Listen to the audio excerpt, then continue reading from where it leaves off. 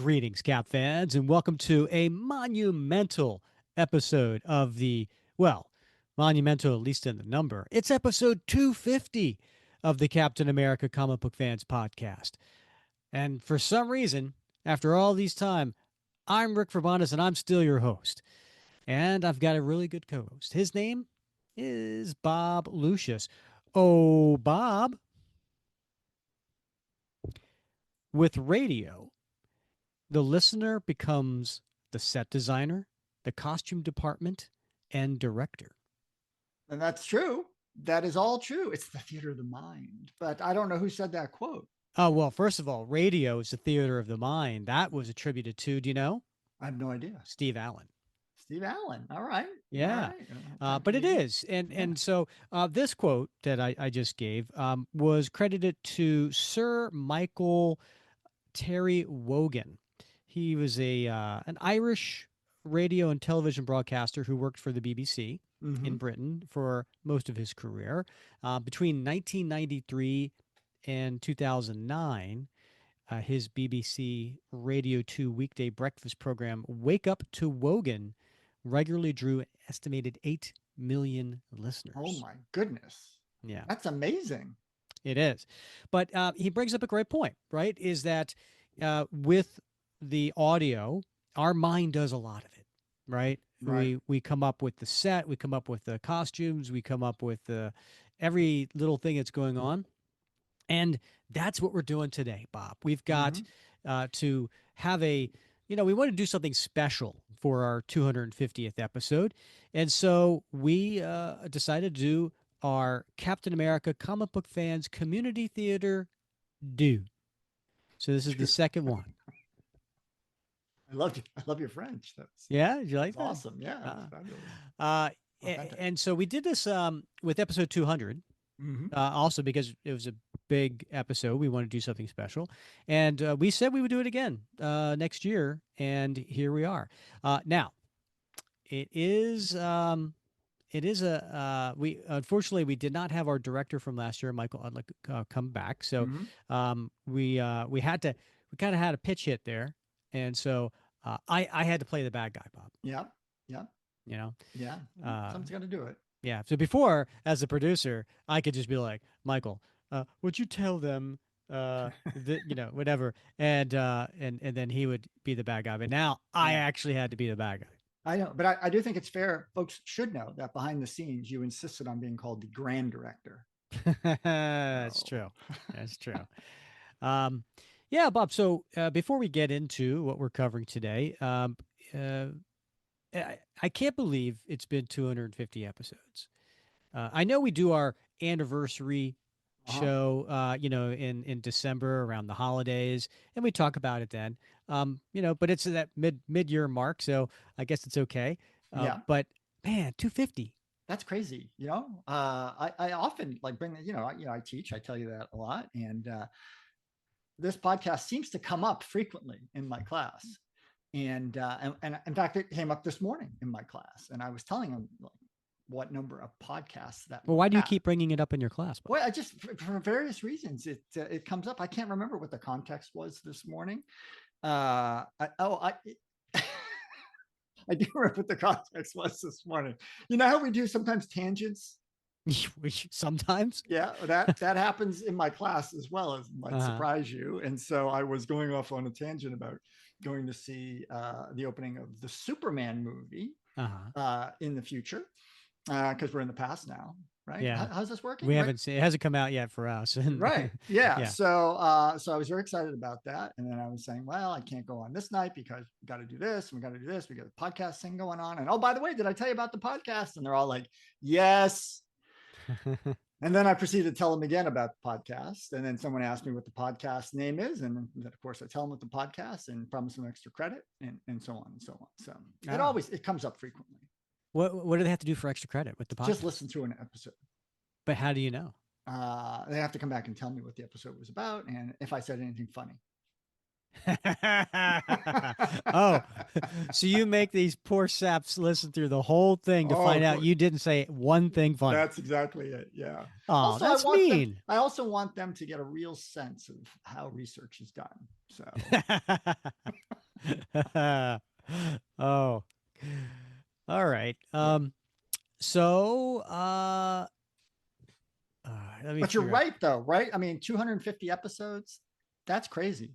And yeah, kudos to you, man, because you do all the editing, you do a lot of research, you're out there, hustling, trying to find guests. I mean, it's a lot of work, and a lot of folks don't realize that. They may listen to the show, they've never done a podcast, maybe even never been on a podcast, but it is a lot of work. And this is a weekly podcast. This isn't like a once a month type of thing, right? Hmm. This is weekly. So you invest a lot of time and effort into this podcast. So I give you credit for that because Well, thank you, Bob. It's a it's, labor of love. it is, but it's a service too, right? Because folks who listen to this podcast get something from it. They learn a little bit more about the character, but they also got that sense of community of fans of Captain America, and they're part of that community by being a listener.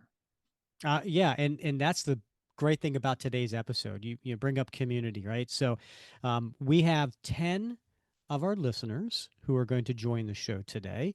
Nine of which actually shared their voices at the last time we did this episode 200, and we have a new person as well. And you know what? You know who's not in this episode, but had a major part? Yep, Grant Ball. Now, Grant. Grant, he helped put together the script, right? So he, Right. we have two issues we're covering today, and we'll get to that in a moment. And then he, along with Tom Boyd, worked on putting the script together, which is so much easier than trying to read the It comic is. panel by panel, especially when you have so many different people trying to Yeah. figure out when it's their turn to talk. Right. So, in the honor of Monty Python and the Quest for the Holy Grail, I think we should put down Grant Ball as Sir not appearing in this film. I like that title. That's a good one. Yeah. Yeah. Yeah, those two guys, they did a lot of work, and having read through those two scripts for the two issues, it really does make things a lot easier. And there's a lot of detail in there, especially the narration part. Just to again fill in those gaps in the theater of the mind, Hmm. vitally important.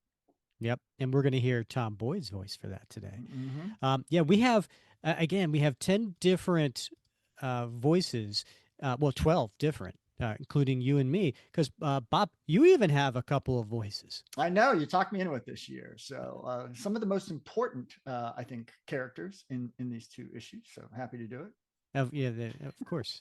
Yeah. Uh, glad you think that.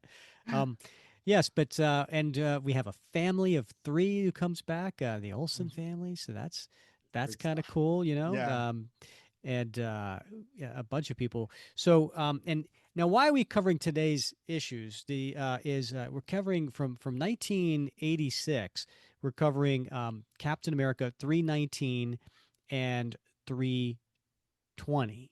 Mm-hmm. And so, reason we picked this, and actually, our listeners on the Facebook page gave a whole bunch of different ideas, and we decided to go with this one. But um, is because there's so many voices in this particular one, and There there's no are. way.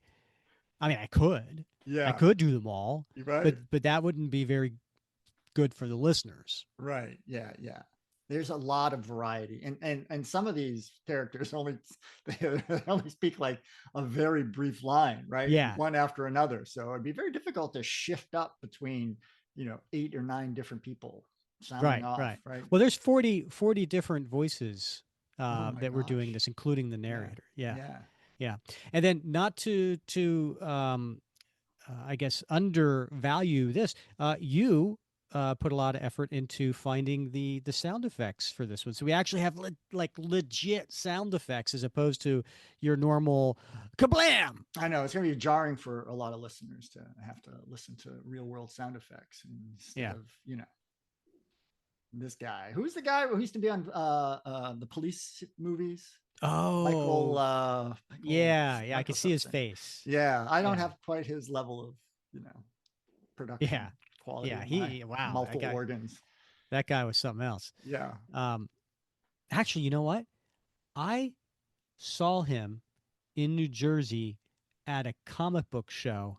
And it was one of those one day small shows. And he was sitting there at a table, selling pictures and autographs. Uh-huh. And it was, I was like, oh my goodness. Still had it. uh, Wow. I'd have to go over just to get an autograph or something. yeah. Oh, I'm sure he gets asked to do like a, can you Yeah. leave this recording on my Oh, right. voicemail, Yeah. and then Well, he'd make a lot of money on that cameo. If he just did ringtones, yeah. Yeah, 100%. cameo ringtones, that would be awesome, actually. Bob, we're on a tangent. Anyway, Let's Ryan Reynolds here from Mint Mobile. With the price of just about everything going up, we thought we'd bring our prices down. So to help us, we brought in a reverse auctioneer, which is apparently a thing. Mint Mobile Unlimited Premium Wireless. How to get 30, 30, bit to get 30, bit to get 20, 20, 20, bit to get 20, 20, bit to get 15, 15, 15, 15, just $15 a month? Sold! Give it a try at mintmobile.com/switch. Upfront payment of $45 for 3-month plan, equivalent to $15 per month required. New customer offer for first 3 months only. Speed slow after 35 gigabytes if network's busy. Taxes and fees extra. See mintmobile.com. This episode is brought to you by Greenlight. Get this. Adults with financial literacy skills have 82% more wealth than those who don't. From swimming lessons to piano classes, us parents invest in so many things to enrich our kids' lives. But are we investing in their future financial success? With Greenlight, you can teach your kids financial literacy skills like earning, saving, and investing. And this investment costs less than that after-school treat. Start prioritizing their financial education and future today with a risk-free trial at greenlight.com/Spotify. Greenlight.com/Spotify. let's get to today's story. We got a lot to cover. So it's Captain America 319 and 320, and turn it over to our narrator, Tom Boyd.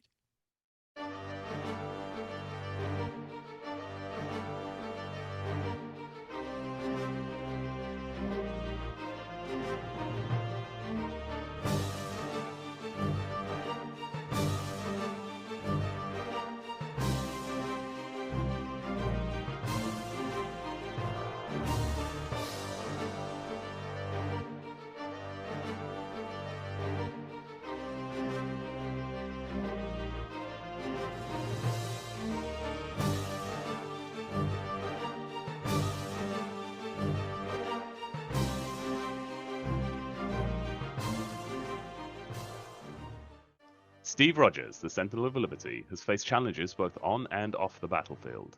After a heartfelt decision, his fiancée Bernie Rosenthal has left for law school in Wisconsin, forcing Steve to confront the truth.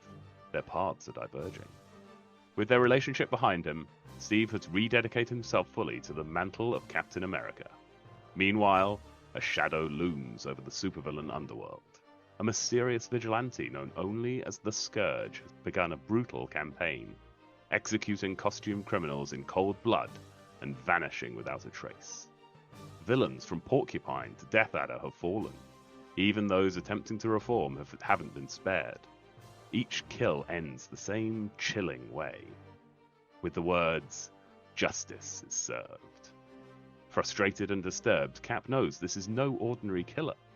This is someone with a mission. Now whispers spread among the criminal underground. A meeting is being arranged.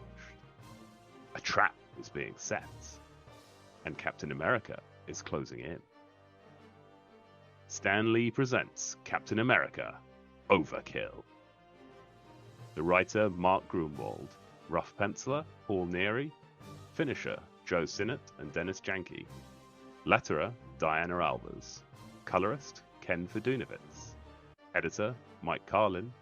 Editor-in-Chief, the late great Jim Shooter. We join the action as Cap leaps to avoid a vicious stroke of an energized whip, simultaneously, skillfully hurling his shield at his foe. That was sloppy. That whip missed striking me by at least 6 inches. Somebody's not in top form today. Give it up, Blacklash. You're just not up to giving me a hard time today. Arrogant clown. I've whipped Iron Man. You're not half the hero he... Ah! Cap's shield slams home, disarming Blacklash and putting him down. What did I tell you, Blacklash? You think I just say things to hear myself talk?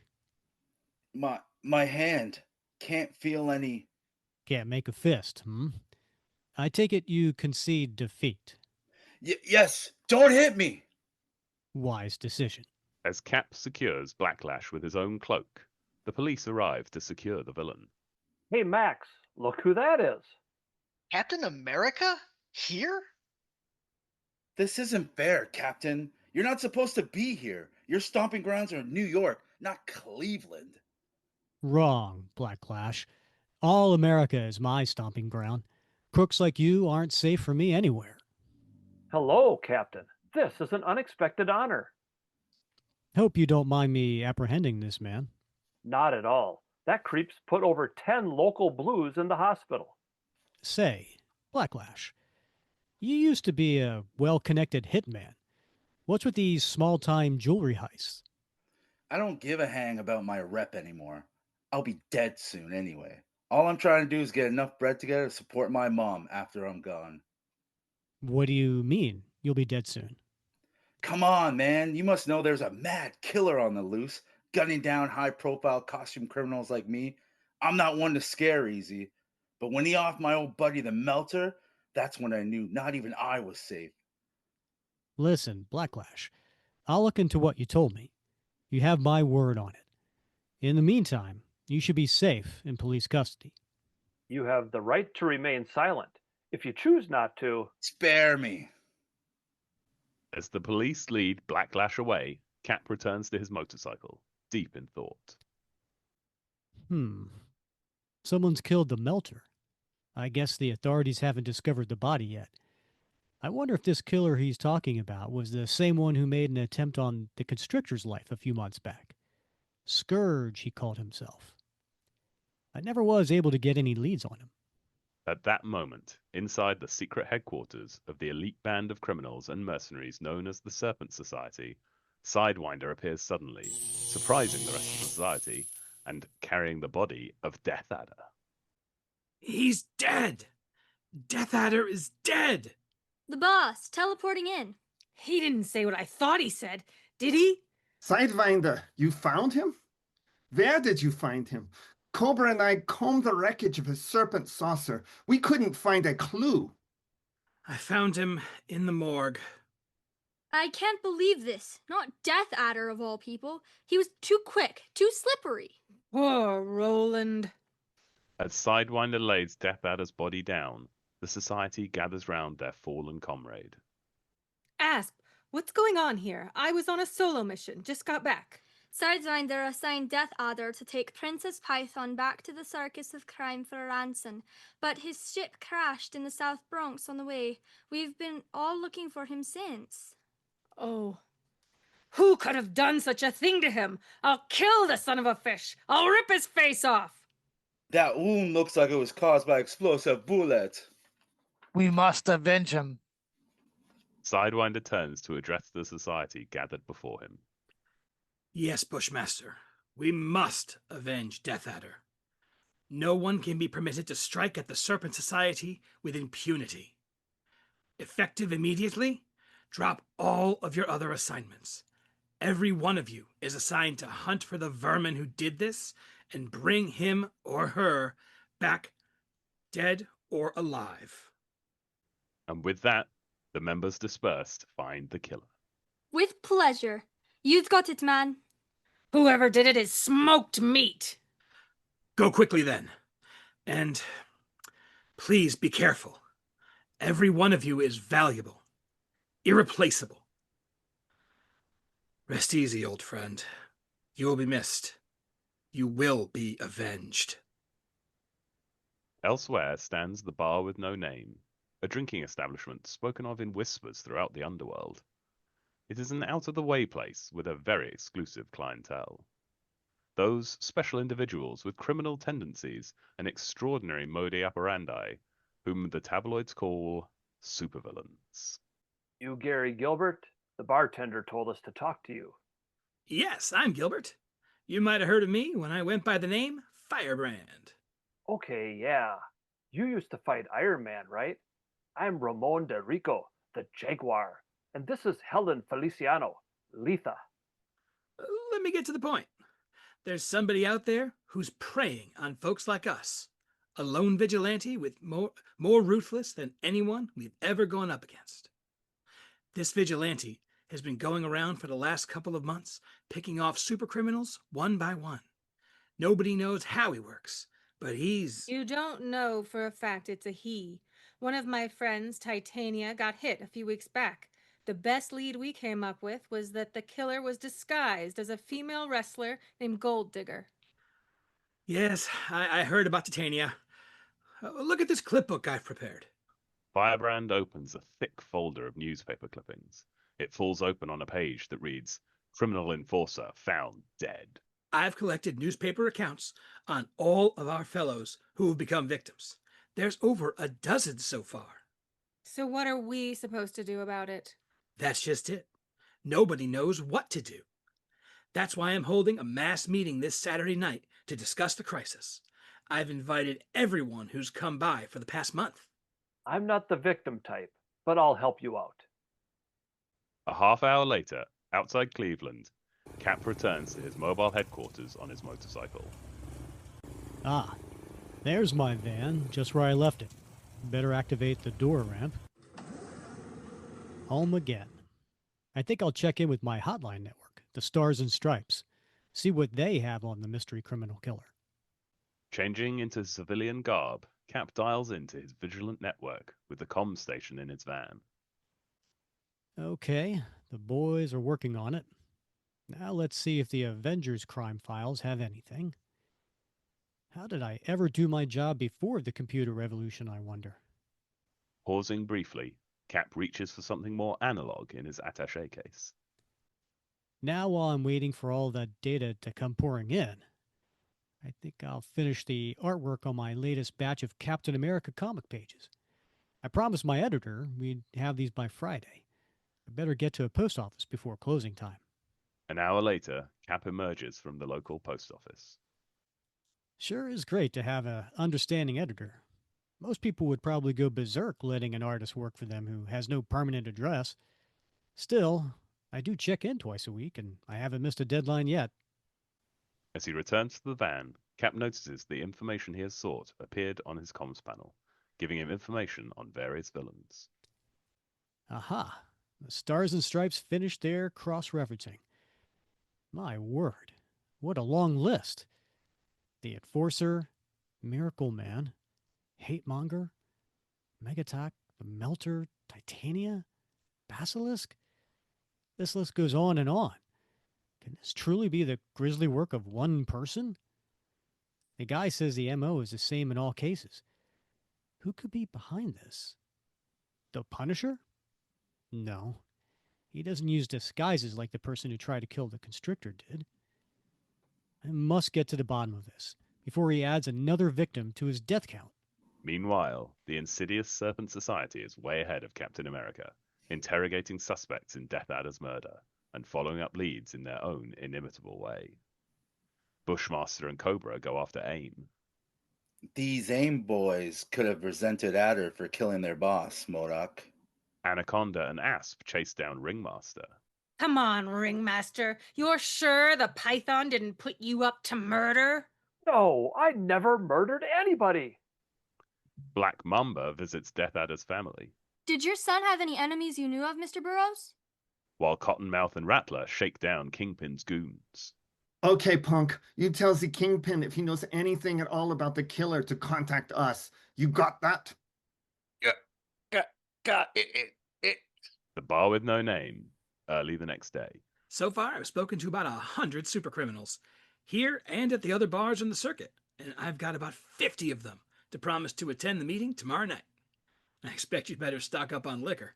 You know, it's a real humanitarian thing you're doing, Gary. Business has been really slow lately. I think criminals are getting afraid to go out nights. You know, it's not purely humanitarian, Jake. I'm a business agent for criminals. I help them find work for a small commission. If someone's killing off my clientele, it's in my interest to get that person out of circulation. We got a new customer. Hi, I'm Gary Gilbert, formerly known as Firebrand. And you are? Anthony Davis, the ringer. What of it? Meanwhile, at a mental hospital somewhere in central Indiana, Cap searches for clues.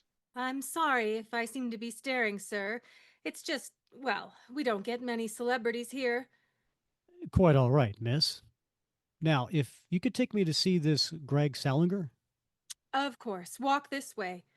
He's here in the maximum security ward. Mr. Salinger's been prone to extraordinary fits of violence.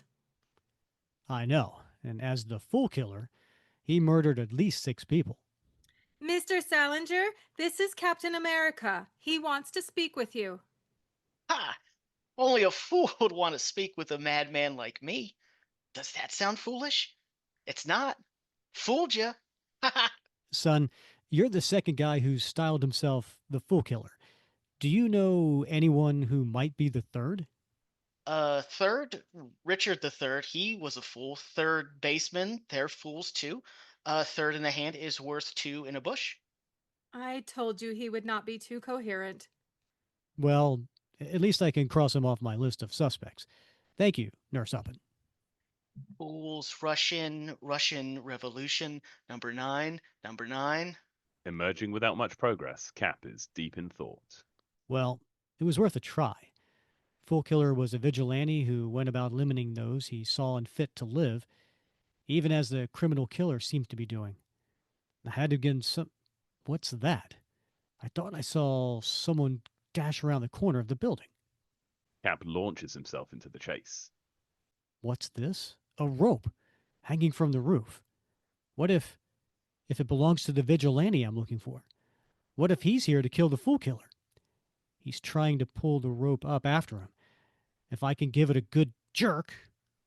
With a sharp tug, Cap pulls on the rope leading up the side of the building. Whoa!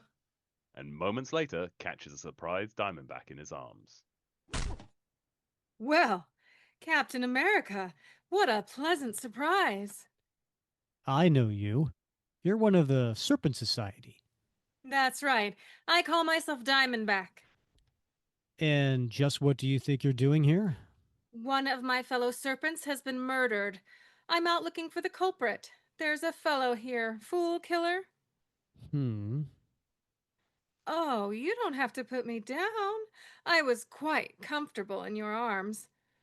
You're here alone? That's right. Doesn't take more than one of us to check out a long shot like this. Say, what brings you here, handsome? It appears as if we're on the trail of the same person.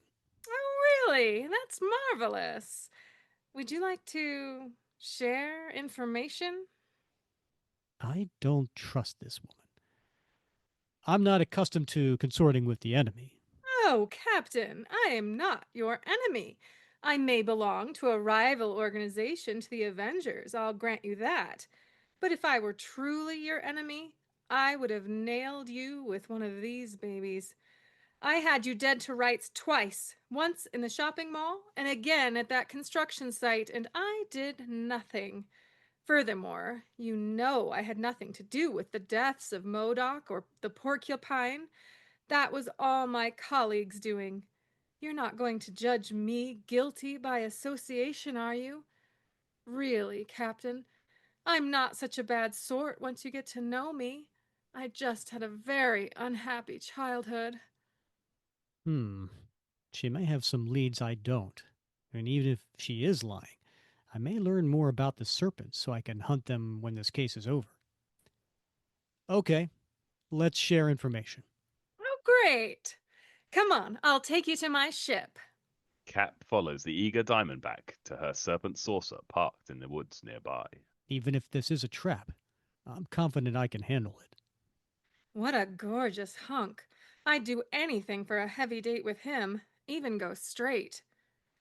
Here's my home away from home, one of the many fringe benefits that come with being a member of the Serpent Society. How's it compare with the Avengers planes?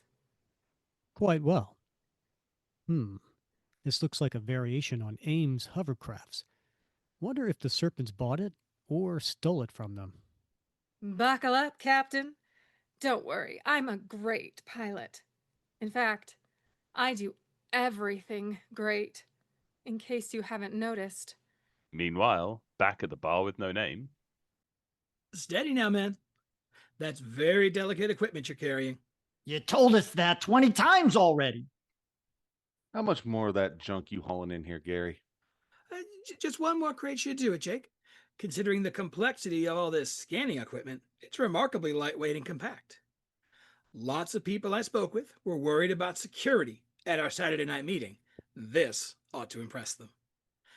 This equipment the Tinkerer loaned me not only has a more sophisticated weapons detector than you use here at the bar, Jake, it also takes everyone's retina prints so we can match them to those we acquired from the police. The Scourge isn't going to be able to waltz in here in disguise. I promise you that. And, back aboard the Serpent Saucer, I like to know a little something about the folks I work with. Sure. I'll lay my Playmate data sheet on you.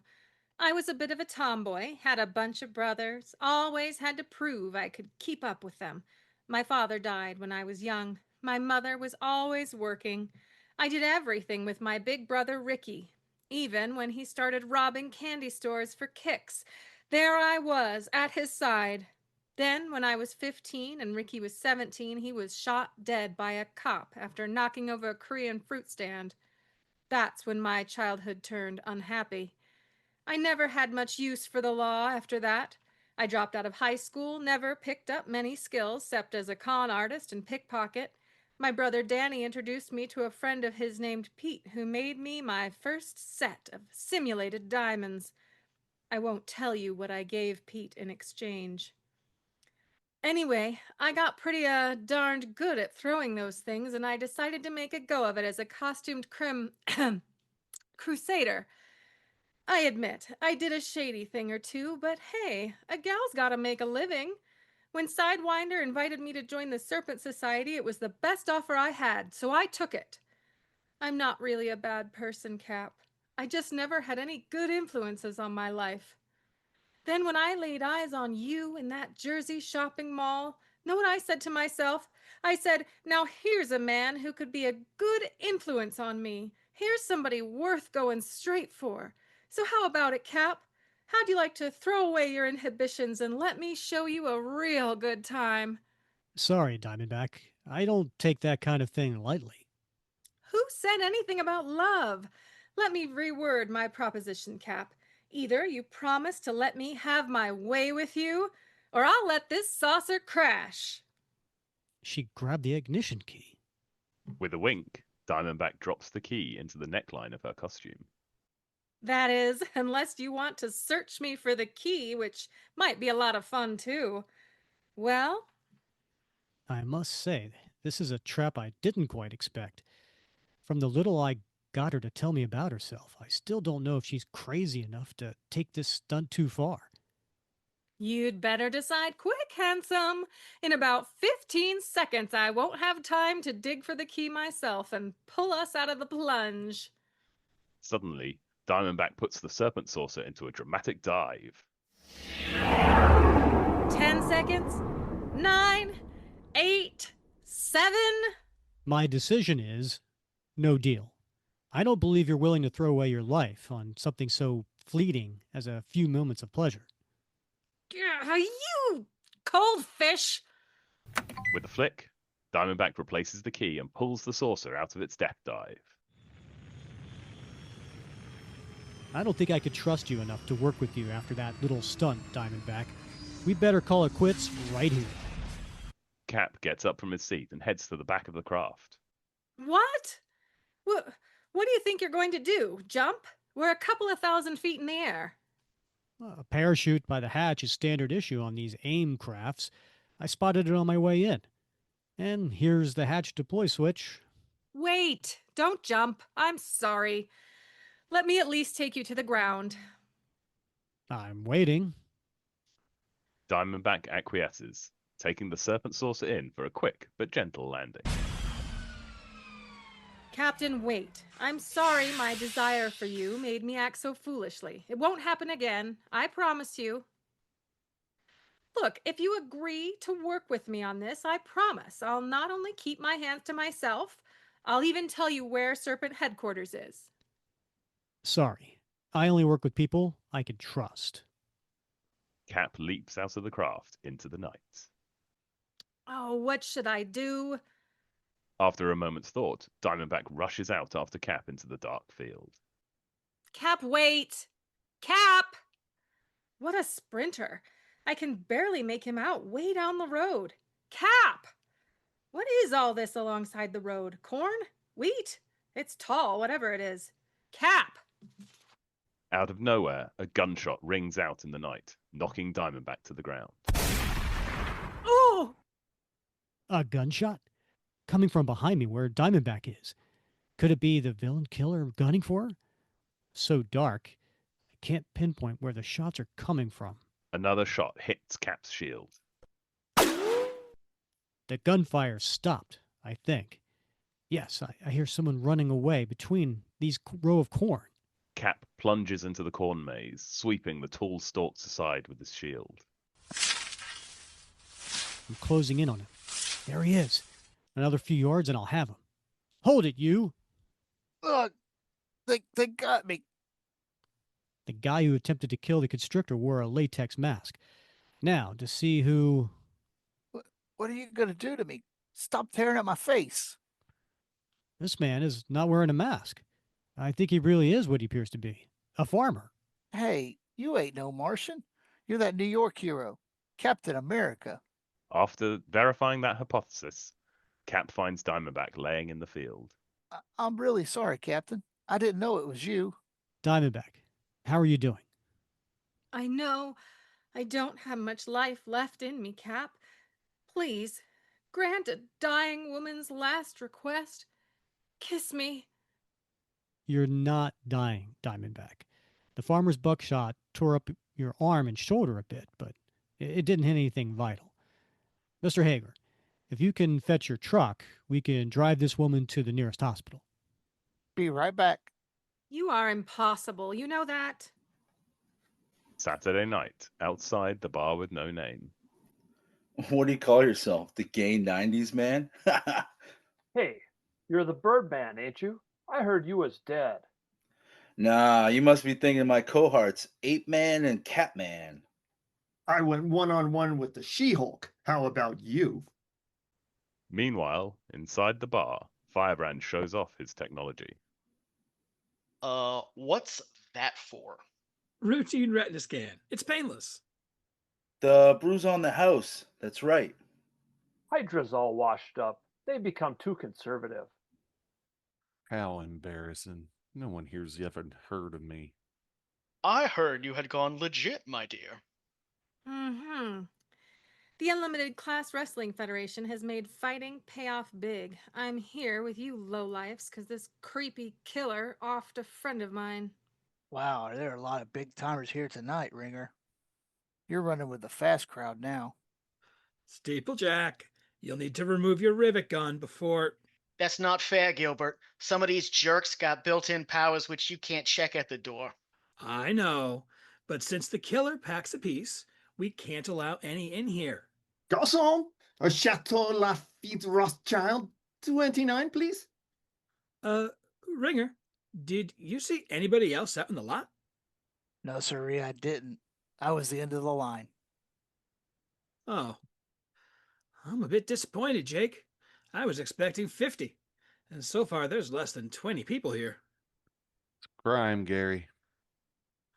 I'll see how long I can stall everyone. Give time for the latecomers to arrive.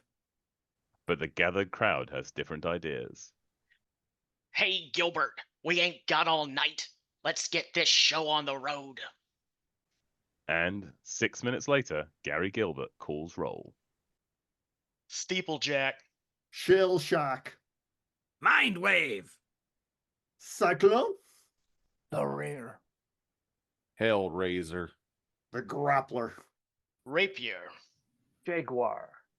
Mirage. Turner D Sentry. The Vamp. Birdman. Commander Kraken. The Hijacker. The Cheetah. Letha. Okay. You all know why we're here. Somebody is trying to kill us.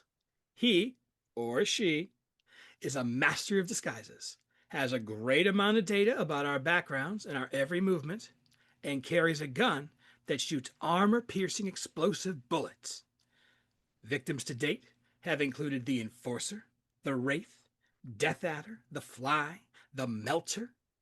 My word, so many, and such powerful chaps as that. And the latest victim was a fellow I invited to this very meeting a few weeks back, the Blue Streak. The profile of the typical victim is this: someone who's encountered a superhero at least once, been convicted for some crime or other, and uses unusual weapons or powers. That description fits every one of us here, myself included. So the question is, how are we going to protect ourselves? How are we going to stop this scourge of the underworld? Let's put up $1 million reward. Challenge him to a duel. Let's all go into hiding. Let's ask the Avengers to protect us. Let's kill all superheroes. Then we're sure to get the one doing this to us. How about calling in S.H.I.E.L.D.? Gentlemen, ladies, please, let's not all talk at once. Let's take each of your suggestions one at a time and debate the pros and the cons. From behind the bar, a voice chimes in. Say, Gary, may I make a suggestion? You could all eat, let, and die. Unleashing a hail of shots, the bartender revels in his victory, pulling off his mask and shouting his victory cry. Dead. All 18 of them. Justice is served. The bar with no name runs red with blood. A massacre. Dozens of costumed criminals gunned down without warning. The killer? The mysterious vigilante known only as Scourge. Now, with the body count rising and justice twisting into vengeance, Captain America is on the hunt. But can even the Sentinel of Liberty stop a killer who strikes without warning, wears any face, and vanishes like a ghost? Find out next in Face to Face with Scourge, the explosive climax to the Year of the Scourge. And so, we continue our tale somewhere on Lake Erie. Our hero stands on a pier as a vast fist, far larger than Cap, rises out of the water, ready to strike. What in the? No time to get out of the way. My best chance is to dive into it before it hits me. I'm not at all sure how water can be made to hold a shape like a fist, but at least it behaves like water on the inside. Let me try to swim through this thing. Judging by the way the water's churning, it's changing shape around me. Made it to the top. Looks like I'm in a tall column of water. And there on the pier next to the one I was on is the man behind all this. Okay, pal, you've taken your best shot at me. Here's mine. With a mighty effort, Cap hurls his shield at the far-off jetty, forcing his surprised foe off his feet. The shield. I didn't see it coming until it was almost on me. Oops, I think I lost control over my water spout. The column's collapsing. I better dive for it. Let the wave carry me in. Okay, Water Wizard, what's the big idea? Hello, Captain. I don't take kindly to folks offering to meet me somewhere, then attacking me. But I had to do it. Don't you see? I had to make sure you were really Captain America and not someone disguised as you. Well, I believe you're really you, and I'm sorry you got all wet. This fellow seems really nervous. He's not one of the sterner opponents I've faced. Okay, Wizard. I'll accept your need to make me prove myself. Now, what about this lead on the Scourge of the Underworld you say you have? You'll have to follow me to a place about 20 miles from here, Captain. It's best you see it for yourself. I'm warning you, Wizard. No more tricks. No, sir. And soon, Water Wizard leads Cap to a now deserted bar with no name. This place doesn't really have a name, Captain. We just call it the bar. It's one of a number of drinking establishments across the U.S. where you've got to be a wanted criminal to get through the doors. Never heard of it, have you? Well, I don't imagine many working on your side of the law have. I never heard of these places being raided even once. For years, these bars have been where my crowd hangs out, makes contacts, and conducts business. A parking lot full of cars. This place has all the signs of a trap. Inside, Water Wizard leads Cap to a door and begins to open it. Would you like to go first, Captain, in case he's come back? You lead, Wizard. It's quiet as a church in here, and that strange smell. Brace yourself. Going through the door reveals the grisly scene. The bar floor littered with corpses. Good Lord. Dead, Cap. 18 super criminals shot in cold blood. I recognize most of these people. Some personally, some by reputation. Every one of them. Dead. Okay, Wizard. Tell me what happened here. Well, you see, a couple of weeks ago, this guy, Gary Gilbert, he used to call himself Firebrand, spoke with me when I stopped in for a drink. He was organizing some sort of big meeting to discuss what to do about this criminal killer Scourge. Actually, I hadn't heard about him before, but when Gilbert showed me all the clippings of all the criminals Scourge killed, well, it sure gave me the creeps. I mean, I fit the profile of a standard victim, so I said, sure, I'd show up for the meeting, which was held last night. Only thing was, on my way over, my VW got a flat, and I didn't have a spare tire. When I finally made it here about 3 hours late, I found them all here this way. I ran out, tried to figure out what I should do, call the cops or what. I finally decided to call your hotline. You had nothing whatsoever to do with this massacre then? No, of course not. I'm not into shooting people. Would I have brought you here if I were in on it? Listen, Captain, I brought you here because I'm scared. If it hadn't been for my car, I would have been here dead, just like the rest of them. You've got to protect me, Captain. Everyone knows you're the hero's hero, but you've got to be the villain's hero too this time. I just didn't know where else to turn, who to trust. Get a hold of yourself, Water Wizard. You've been very lucky so far, and I intend to see you stay that way. It would be pointless to try to bodyguard you 24 hours a day. The only way you or anyone else will truly be safe is if I get this Scourge character behind bars where he belongs. After I find a safe place to hide you, I swear I'm going to track down that killer and bring him to justice. Somehow just hearing you say that makes me believe it, Cap. Later that night, as several ambulances gather the dead, Cap brings the local sheriff up to speed. Unbelievable. I'd never even seen one of you costume types before. Never even thought you guys existed. Now I have this on my hands? Never seen so many dead bodies in one place either. Neither have I, Sheriff. Not since the war. Didn't know that tavern was still in business. You say you got an anonymous tip that led you here? That's right. I have a special hotline service that lets me know where in the U.S. I'm needed. I hate to withhold the whole truth from the local authorities, but if I let them know about the Water Wizard, they'll want to question him. The only way I can ensure that Scourge won't sneak up on him in disguise is to keep the wizard away from everybody. Any theories about this massacre? After giving the sheriff a short briefing, Cap mounts his motorcycle. Well, sounds like this Scourge fellow could be anywhere by now. But if you do learn he's still in this county, you'll want you to let me know about it, you hear? You'll be the first to know, Sheriff. 7 minutes later, America's greatest hero guides his Harley-Davidson Custom Special up a remote-controlled rampway into a vehicle parked off a secluded road. Though it looks like an ordinary Chevrolet van, it is in reality Captain America's mobile headquarters, his home on wheels.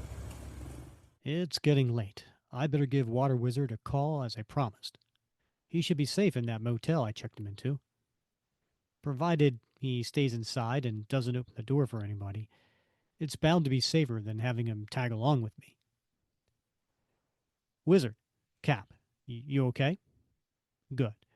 Look, I can't talk long now. I'll drop by tomorrow night with more supplies. Remember my password? Good. No, nothing substantial yet. I will. Bye. Now I'll see if the Stars and Stripes, my hotline people, have anything new to report. Finally, Cap finds a moment to lie down. I've been trying to pick up on Scourge's trail for weeks before I got the wizard's call, and I'm still at square one. I've never been at such a loss about a case before. He could be anywhere, look like anything. Meanwhile, less than 100 miles away, another van is parked. It too is a mobile base of operations. But its owner is not a hero, save perhaps in his own mind.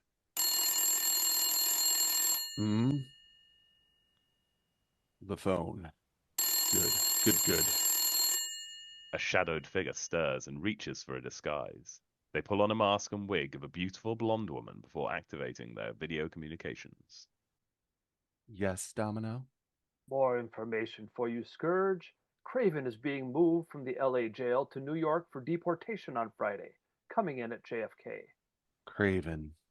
I abandoned my hunt for him when one of the Avengers obstructed my chances of a clean hit.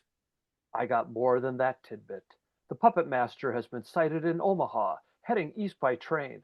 Solar died in a mishap at a secret government project in New York, so you can scratch him off your list. Diamondback is at a hospital outside Akron, Ohio. Oh yes, I've learned the Hobgoblin's true identity. Which would you like to hear the details on first? Start with the one closest to my present location. And after logging his agent's data, Scourge closes the comms channel. How that man manages to find out what he does never fails to astonish me. My crusade would be nowhere without him. After last night's coup de grace, it's quite a letdown stalking solitary targets again, but justice must be served, and I am its faithful servant. Let me access what I have on this Diamondback. As Diamondback's beautiful visage appears on the computer screen, Scourge discards their current disguise. Yes, she is nearest. I can deal with her tonight. Now, what would be a suitable disguise? Later that night, at the hospital where Rachel Layton, alias Diamondback, is being treated, someone dressed as Cobra sneaks in an upstairs window. Is this the one, perhaps? In the dimness, it does look like her. I'll creep in for a closer peek. Another step and you've got a spike in your head, pal. Diamondback, no, it's me, Cobra. Cobra? Prove it. Cobra removes his helmet, presenting his face to Diamondback. This isn't a mask. It's my real face. Feel. That's real face, all right. Sorry for the threat, but a girl can't be too careful these days. Neither can a guy. So what happened to you when you didn't report in? The boss was worried that you... Got aced by the crook killer? No, nothing so sinister. A hick farmer shot me full of buckshot thinking I was a, get this, Martian. There was a little infection and, well, I've been lying on my rump ever since. I was probably going to check out in a day or so. Well, I'm glad the mystery assassin hadn't gotten to you. Me too, Kobe. Anyone else in the Serpent Society get a lead on that scum-sucker yet? Nope. Some of the others are beginning to think it's a hopeless task. They may be right. You up to traveling, DB? It really isn't safe for you to stay here too long. Sure, I think I'm up to it. But I also think you're a bit of a worrywart. Well, if a slippery character like Death Adder can be nailed, none of us are safe. Come on, let's use the window. What with my bum arm, Cobra, I'm not about to go shimmying down a drain pipe. No problem, I'll carry you. Easy now, Cobe. You're a hard guy to get a hold onto one-handed. You put some kind of slippery grease on your suit, right?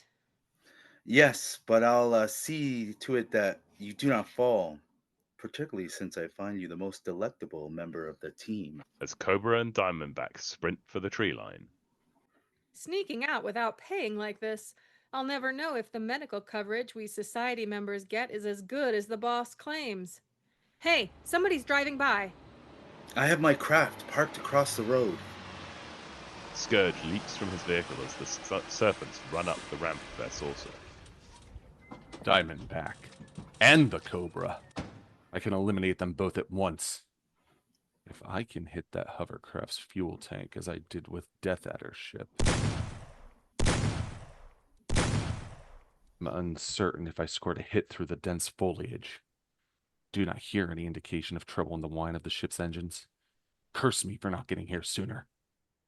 With Cobra at the controls, the Serpent saucer zooms to the safety of the air. Hey, did you hear something hitting the saucer?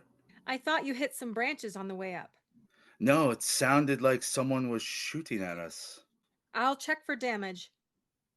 Diamondback goes to the rear of the ship to check for damage.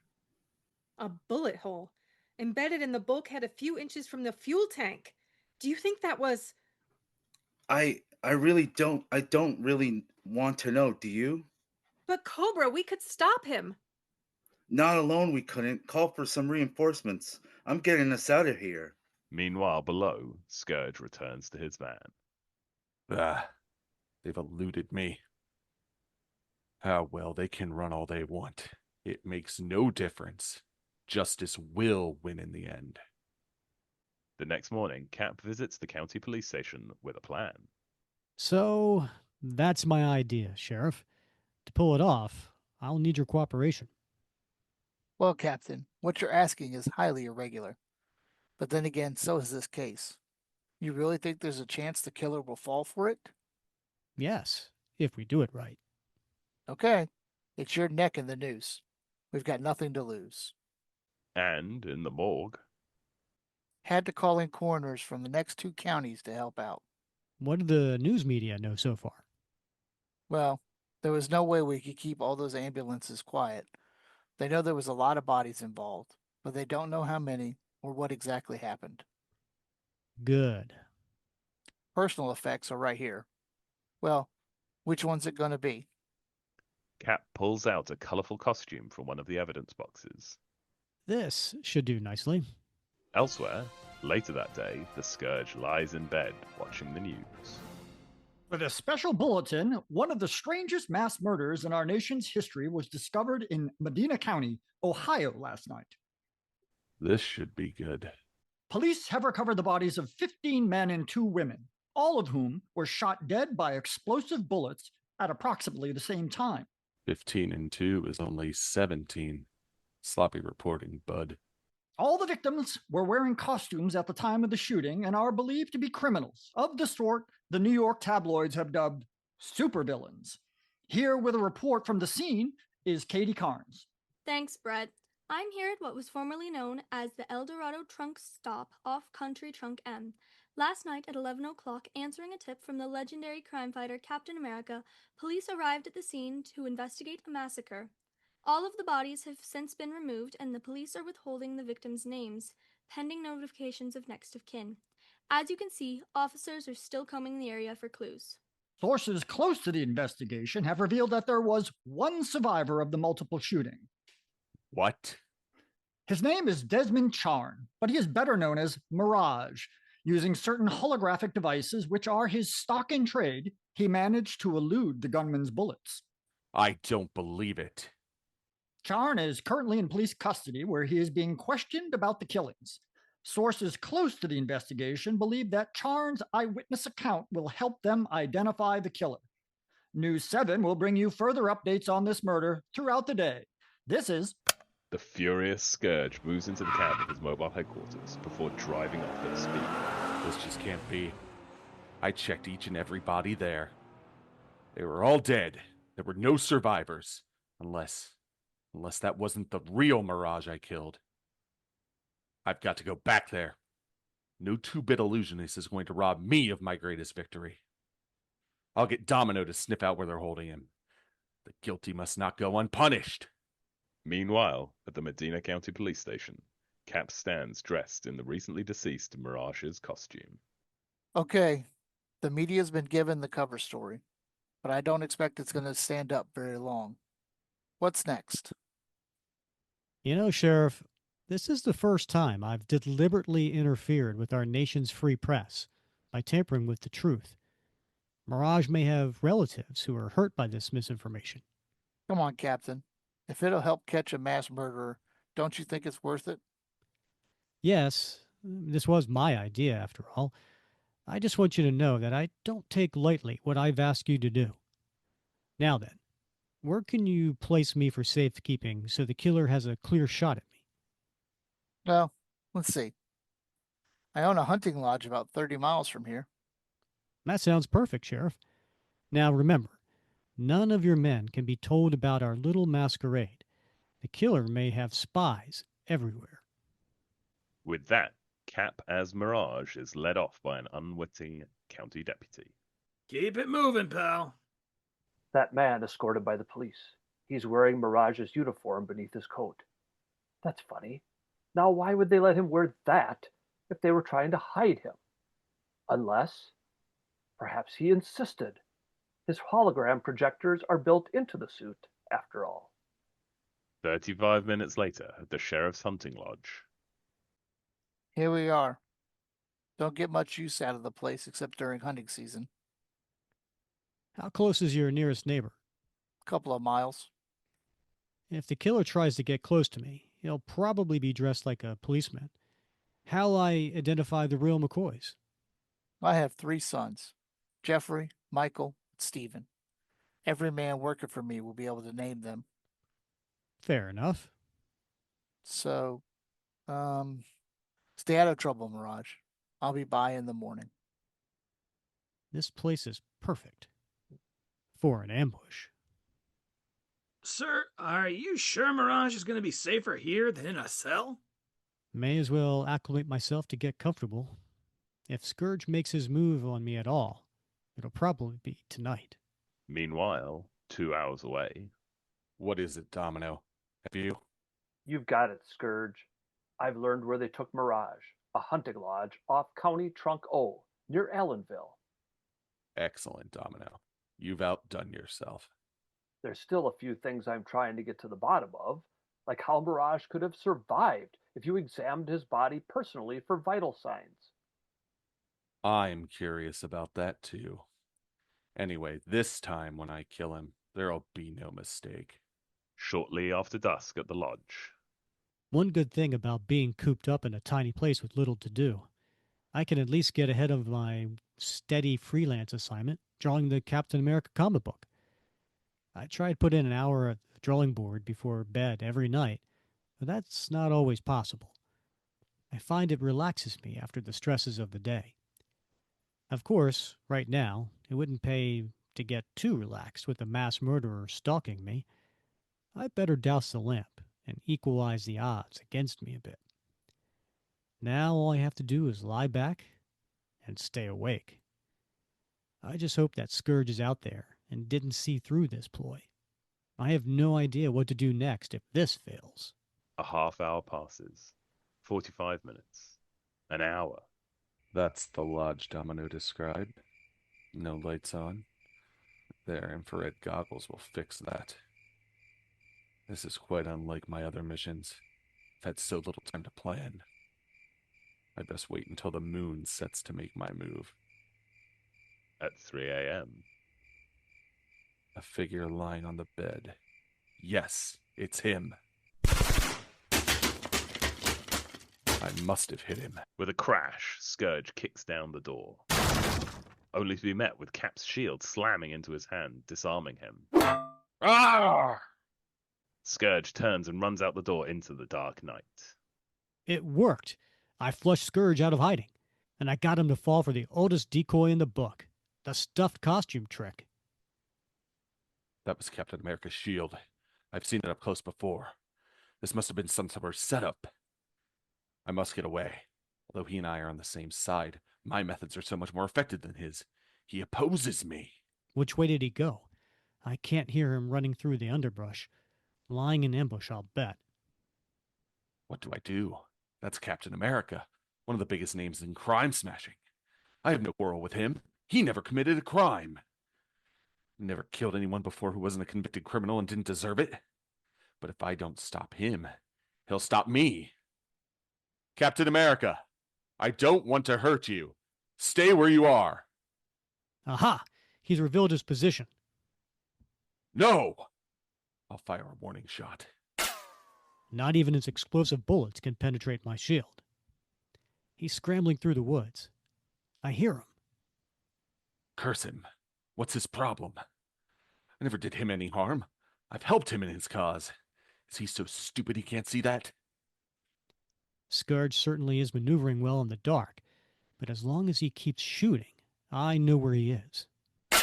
Stop following me, you fool! Or I will not be held responsible for your death! My persistence and my silence is spooking him. Good. What I want to know is how many bullets does his clip hold?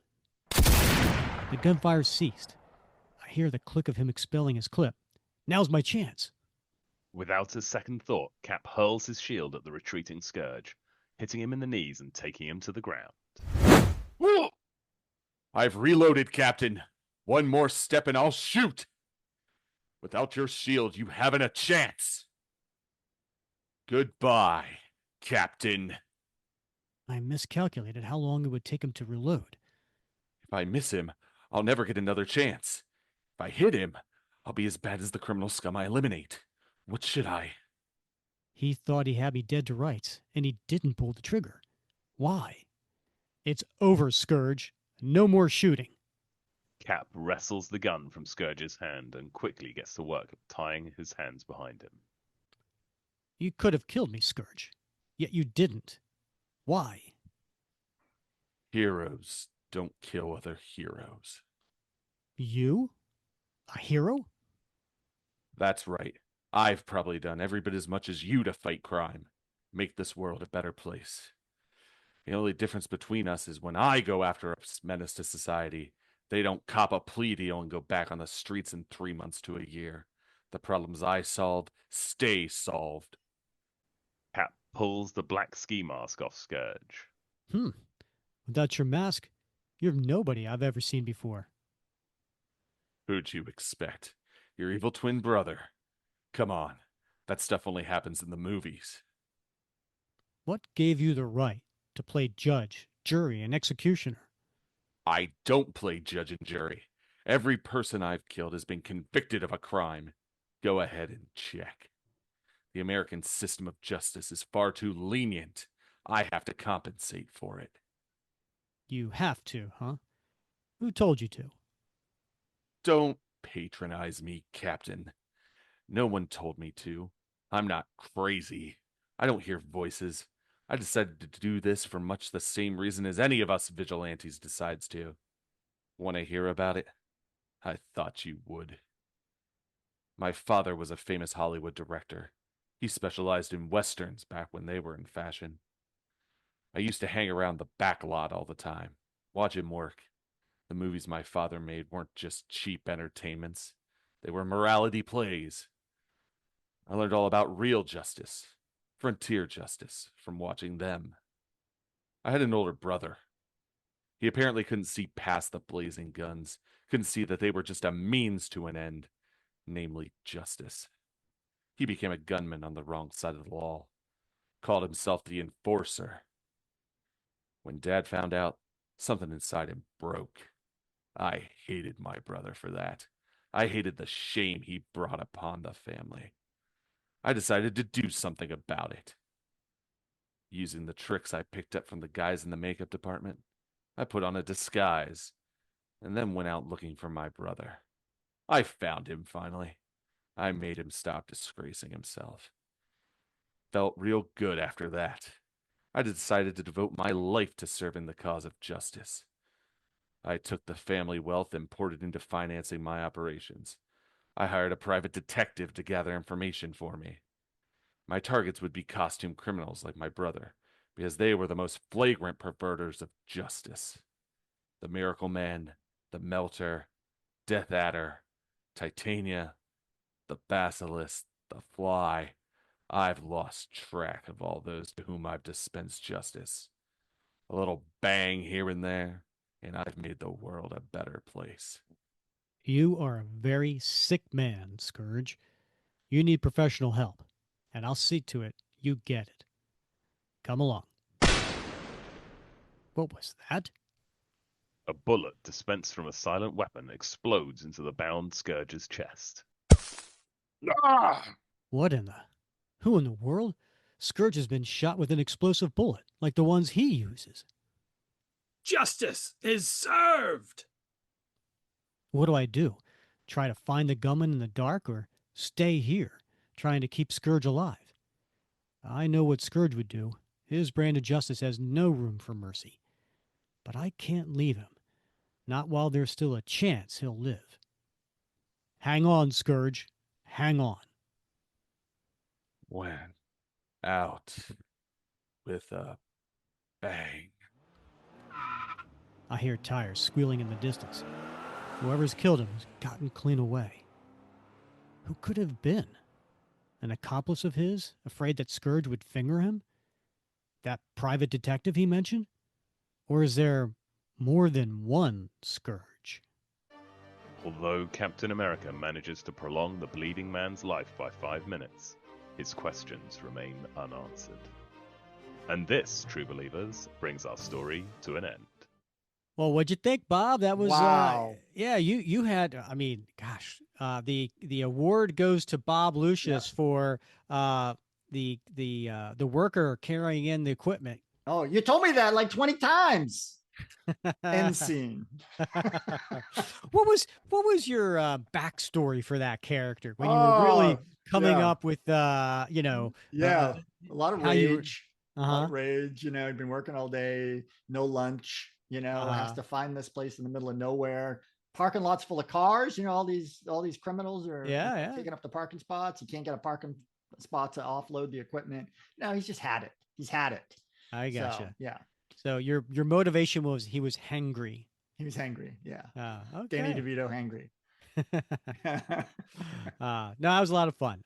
And thank you to everybody who lend their talent, their time, and their voice. But I do think, you know, shout out to all these folks, because it wasn't just showing up for game day, right? They had to put in the practice on rehearsal day as well. So they did give up a significant chunk of time to deliver this spectacle for the listeners. Absolutely, and I think every one of them's like, all right, we'll see you at episode 300. So we'll see if 300 is actually the number, or but it'll probably sometime next summer. We'll do this again because it is a lot of fun. Right, start planning ahead. Yep. All right. Next episode, we do have we're coming back and going to there's this little movie out right now, Bob. You might have heard about it. It's Fantastic Four. Oh yeah. Yeah. So this we haven't seen it yet, obviously, because when we're recording this, but we figured we should go ahead and do a story featuring Fantastic Four and Captain America. So you picked out the 1996 volume of Fantastic Four, which is volume 2, and this is number 3, right? Where Cap meets the Fantastic Four. Right. Yeah, a lot of cool characters in this particular issue, and Jim Lee art. Yeah, I know. It's really good art. So can't wait to talk about this one next episode, and also just a shout out to our patrons of the show, the people who support us, who go. If you're interested in finding out more information, you can go to buymeacoffee.com/Cap Comic Fans. Because of their donations, we're able to do some really cool things for our listeners, as well as, pay our bills. So shout out to them. And also, if you don't mind, please rate, review, and subscribe wherever you're listening. So if you're on YouTube right now, the simplest, easiest thing you can do is just hit that like button. But we also love seeing your comments, and that's whether on YouTube or Spotify or our Facebook group, and also in Apple. So if you want to give us a 5-star review on Apple, leave us a review there. We will read that here on the show. Bob, any final comments? Nope. I am just fired up for next week, Rick. All right. He's Bob Lucius. I'm Rick Verbanis. And you have been listening to another episode of the Captain America Comic Book Fans Podcast.